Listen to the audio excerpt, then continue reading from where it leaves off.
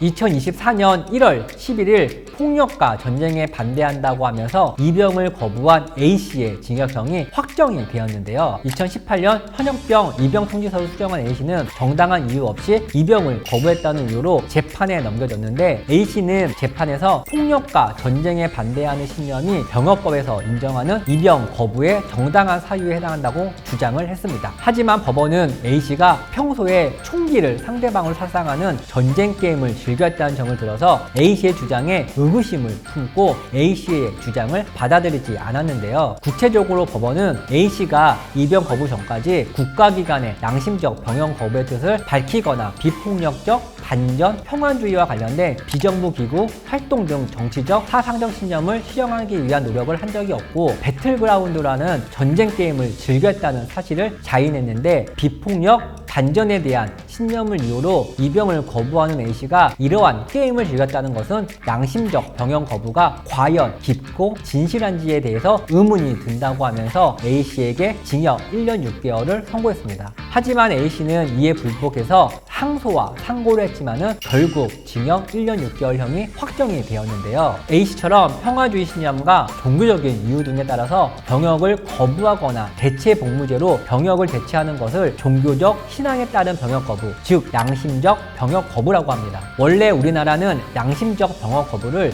인정하지는 않았습니다. 병역 기피로 간주를 했는데요. 징역 1년 6개월 이상을 복역한 이들의 경우에는 병역을 면제받는다는 점에 따라서 병역을 거부하는 경우에 징역 1년 6개월형을 선고하는 것이 일반적이었습니다. 그런데 지난 2018년 11월 1일 여호와의 증인 신자 O씨에 대해서 대법원이 무죄 판결을 내리면서 양심적 병역 거부가 처음으로 인정이 되었는데요. 양심적 병역 거부를 인정하지 않았던 기존 법률에 따라서 O씨는 1심과 2심에서 모두 유죄 판결을 받았습니다. 하지만 2018년 6월 헌법재판소가 대체 복무제를 병역의 종류로 규정하지 않은 병역법 5조에 대해서 헌법 불합치 판단을 내리면서 대법원은 앞선 판결을 모두 뒤집고 O씨에게 무죄를 선고했습니다. 한편 일각에서는 신념의 진실성을 판단하는 법원의 기준이 부당하다는 목소리가 나오고 있는데요. 특히 이번 A씨 사례와 관련해서 총을 쏘는 게임을 하는 거와 실제 총기를 다루는 것을 반대하는 것이 무슨 연관이 있는지 모르겠다라는 의견이 적지 않았습니다. 대법원은 신념이 진실하다는 것은